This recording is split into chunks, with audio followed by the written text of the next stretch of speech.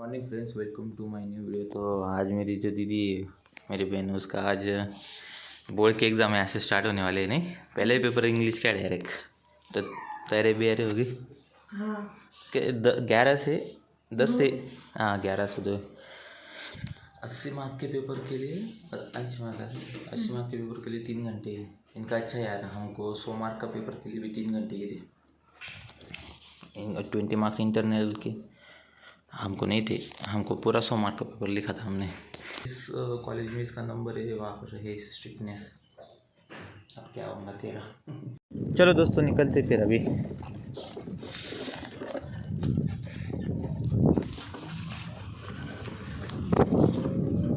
मंदिर जाएंगे दोस्तों पहले। अभी सबसे पहले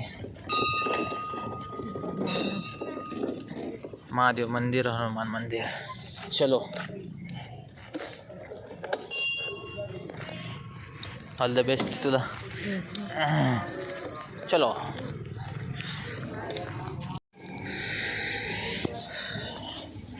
जय बोले बाबा गणपति। हर हर महादेव।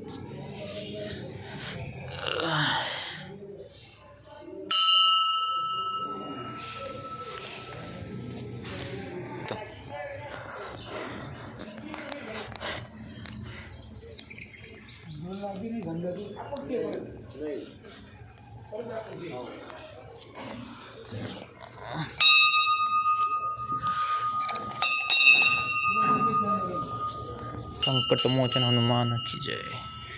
पवन पुत्र हनुमान की जय।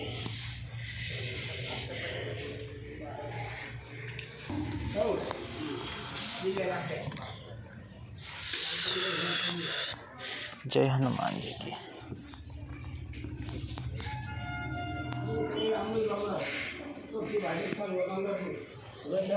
पास करून द्या म्हणा असं।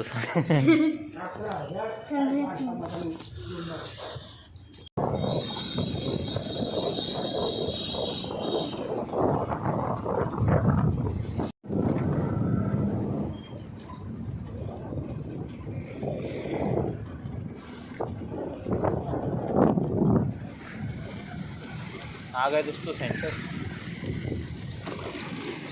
दाखव ना बंद करू का? दोस्तों एंट्री। इस कॉलेज में मैं 11th और 12th को था, लेकिन मेरी जो 12th है वो जो कोरोना में चली गई ना, इसलिए मैंने 12th के मेरे को एग्ज़ाम देने की कोई ज़रूरत ही नहीं पड़ी। शिवाजी कॉलेज है हमारे कन्नड़ का। या वॉलीबॉल ग्राउंड है, क्रिकेट ग्राउंड है, फुटबॉल ग्राउंड है। गौताला वैली स्कूल।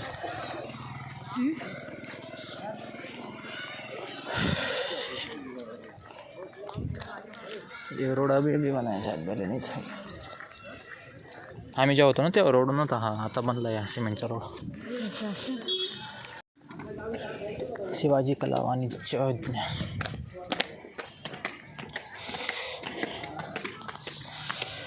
तसं टेन्शन नको घेऊ, फेल झाली वीचं परत देता येतो। शिवाजी कॉलेज।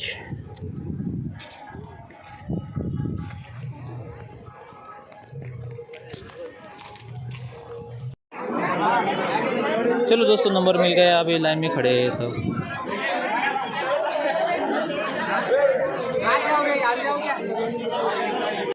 लॉकडाउन में दोस्तों हम यहाँ पर वॉलीबॉल और या बास्केटबॉल खेलते थे। खेलना आता नहीं था फिर भी। चलो, अभी बच्चों का पेपर तो शुरू हो गया। सभी पेरेंट्स को उन्होंने नीचे निकाल दिया। ठीक है, वैसे भी स्ट्रिक्टनेस है ज़्यादा तो कोई गुंजाइश नहीं, अब सब उसके भरोसे पर।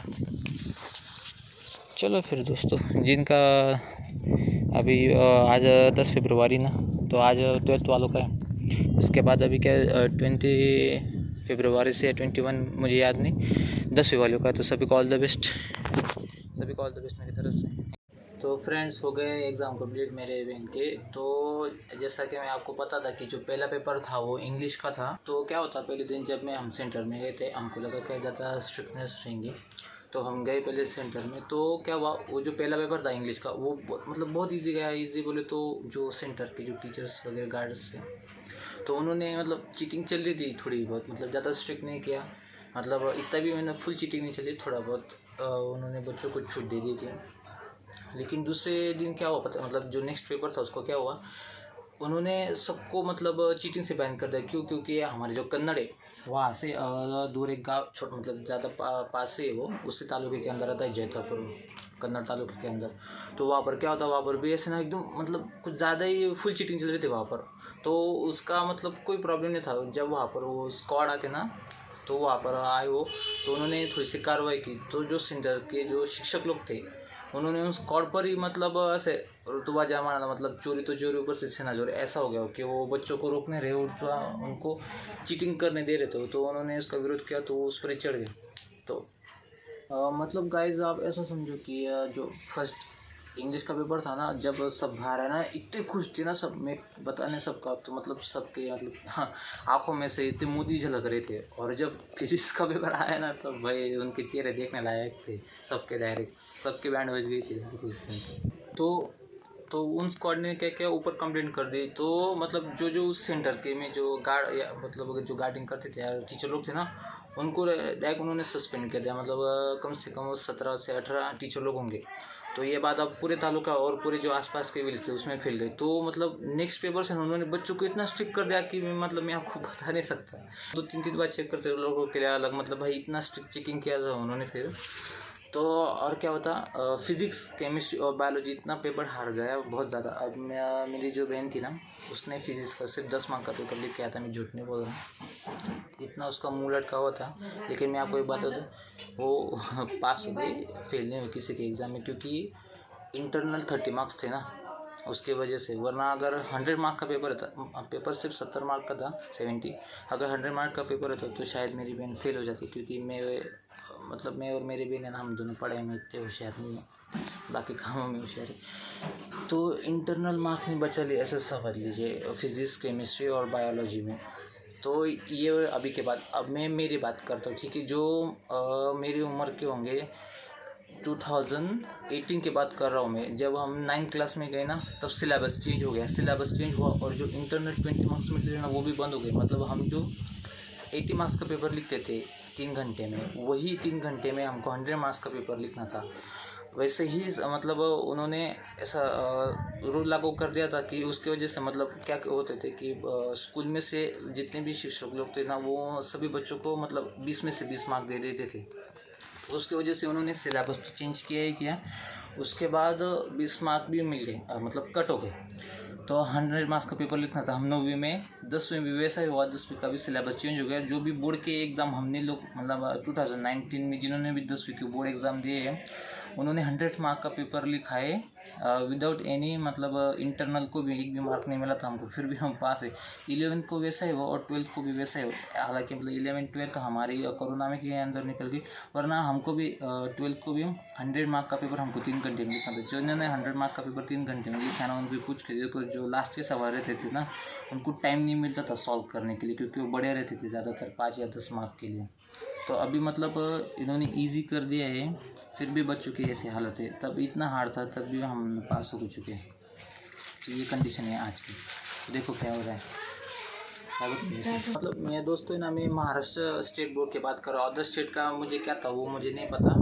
मतलब हमको जो 20 मतलब सोचो अभी तो 30 मार्क मिलते थे ही नहीं, अभी 30 मतलब इंटरनल 30 मार्क मिलते थे, 30 नहीं देते होंगे, कुछ 25 28 27 ऐसे देते होंगे। तभी मतलब बच्चों की मतलब लंका लगी पड़ी थी फिजिक्स केमिस्ट्री बायोलॉजी और मैथमेटिक्स में। तो सोचो हमने कैसे पेपर लिखे होंगे, जो मेरी उम्र के हमने 100 मार्क्स के पेपर लिखे डायरेक्ट, वो भी मतलब 3 घंटे में। हमको ना आधा ना 1 घंटा ऐसा कुछ एक्सटेंड नहीं किया था। उस वजह से ना ज़्यादा बच्चे फेल हो गए थे। जब इन्होंने इंटरनल मार्क्स कैंसिल कर दिए थे ना, सिर्फ 20 मार्क्स ना, तभी भी बच्चे बहुत ज़्यादा फेल हो गए थे। तो उन्होंने फिर से शुरुआत कर दी, अभी मतलब सिर्फ 20 नहीं अभी 30 मार्क देने की शुरुआत कर दी, फिर भी बच्चों की ये हालत। सोचो तो हम मतलब किस लाइन से मतलब कैसे कंडीशन में से गए हम लोग, फिर भी मतलब फेल होने के चांसेस ज़्यादा थे। लेकिन फिर भी मतलब मैंने अच्छी पढ़ाई की थी, मैं फेल नहीं हुआ था। जिसमें मैं कहा परसेंटेज मेरे को कम थे, 75 थे सिर्फ, ज़्यादा नहीं मुझे भी, लेकिन फेल नहीं हुए थे। कुछ बच्चे थे जो फेल हो गए थे हमारे सेंटर से, बहुत ज़्यादा थे। और जिस सेंटर में मेरा मतलब मेरा नंबर आया था ना, वहाँ पर मतलब वो जो मुस्लिम सेंटर था वो, तो वो जो पर जो गार्ड थे वो मुस्लिम में थे, तो वो ना उनको ज़्यादा प्रायोरिटी देते थे, उनको चीटिंग करने देते थे, हमको नहीं करने देते थे। तो ठीक है, वो कोई बात नहीं, मैं कोई रेसिज्म वगैरह कुछ नहीं होता है यार, जैसा जैसा ठीक है। अभी मैं क्या बोलूँ इस बारे में, अब हो गए वो बात, अब 2019 की, अब मैं अब बोल के क्या फ़ायदा। तो ठीक है, फिर आज के लिए बस इतना ही। तो अगर आप कुछ 10वीं में से होंगे आप जो मेरा ये वीडियो देख रहे हैं, तो बताओ कमेंट्स में आपका रिज़ल्ट कैसा रहा, क्या गया और कैसे एग्ज़ाम गए इस साल के 10वीं की, नहीं सॉरी 12th की बात कर रहा हूँ मैं। 12th के जिन लोगों ने एग्ज़ाम दिए उनको कैसा एग्ज़ाम क्या है वो ये मुझे कमेंट सेक्शन में बताना। अभी तो उसके बाद 10th वालों के भी दे। और इस बार क्या मतलब मतलब मेरे जो भाई है मामा का लड़का, वो CBSE का है, तो इस बार उनको शायद 2 बोर्ड हैं ऐसा सुना है मैंने। उसके बारे में मुझे भी ज़्यादा कुछ नहीं पता है अभी। तो ठीक है, 10th 12th वालों को आपको कैसे एग्ज़ाम गए मुझे बताना ज़रूर। Thank you.